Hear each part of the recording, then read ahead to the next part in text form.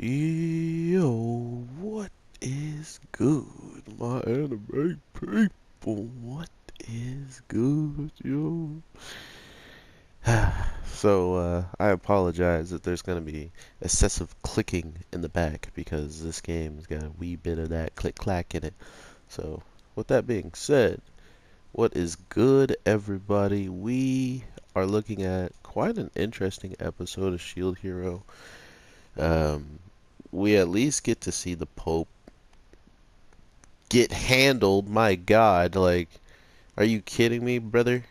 I was so glad to see some of my anime people were just as mad, if not even more let down than I was when seeing the episode, because I thought I was alone. Like I saw some people making clip like thumbnails of them all excited about the episode, like something ridiculously hype happened besides the hero showing back up. Like, if that's all it took for them to love and, you know, really talk up this show, then yikes.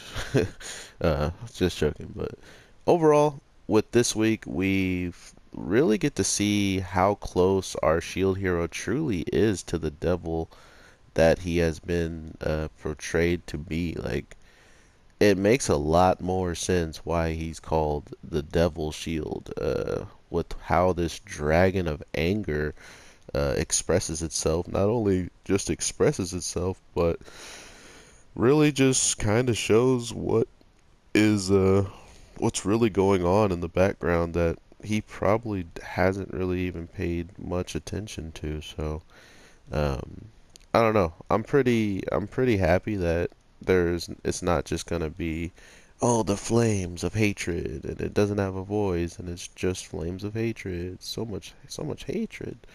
You know, I'm glad it's not something like that. But overall, it's still relatively uh not not the craziest thing they could have done. I feel like they could have went like way further and beyond.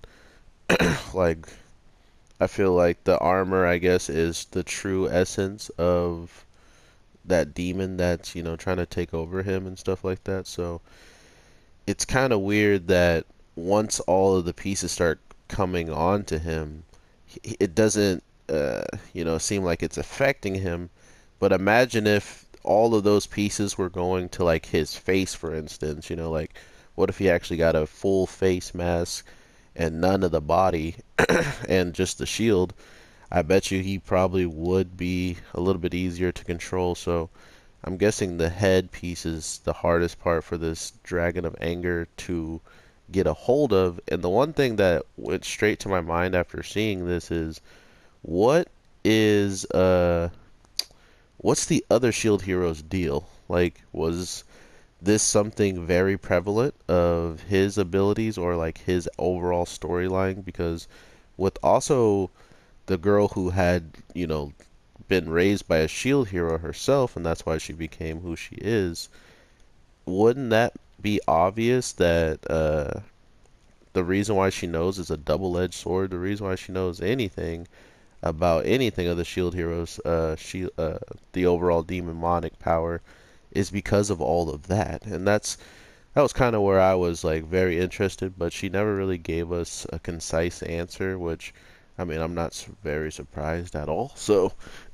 with that being said, to see her really just kind of give us everything we needed to know from, her standpoint, it just goes to show you how ridiculously crazy this show could possibly become.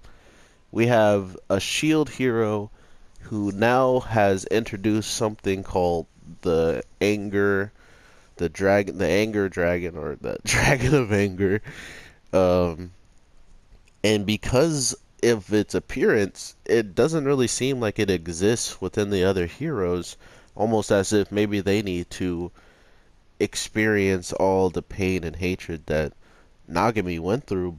But at the same time, we never really get to see any of the other heroes' journeys. Are they killing things and absorbing it into their weapons to get their new masteries? Or is it just like they said, they're higher level than Nagami, and yet, he's keeping up with them. So maybe the overall fact is just that this uh, added, power up, or this added, attack that he's getting, maybe that is the main reason why he's having even, a chance at doing this. Oh, it has to be blue. Okay. Damage. I kind of want to keep my blues for now. Let's do another one.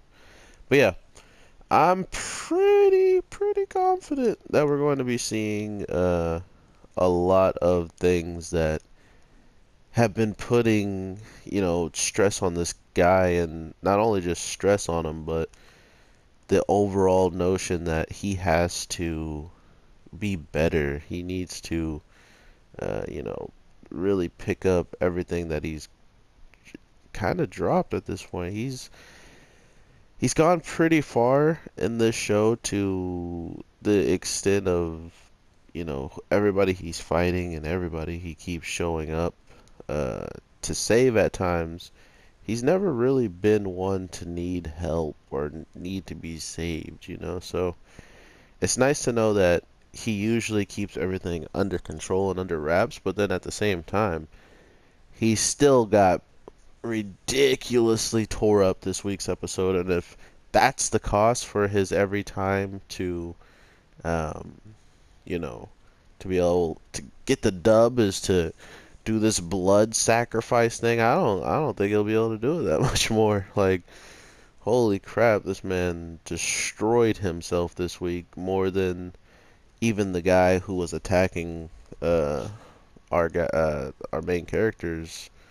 They really didn't do as much damage as he did to himself. So it's crazy to think that this show was going to be slated for 26 episodes, and we're beyond half point and about to be over with the first season. Hopefully, just the first season. I pray. Um, like, I hope we get another season relatively soon, or at least an announcement that one's coming.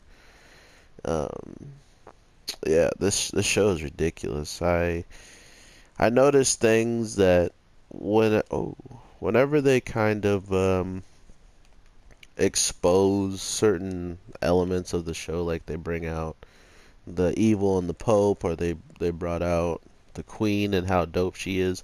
Whenever they do things like this, it's seemingly done well. It's seemingly always done to a point where I'm like, okay.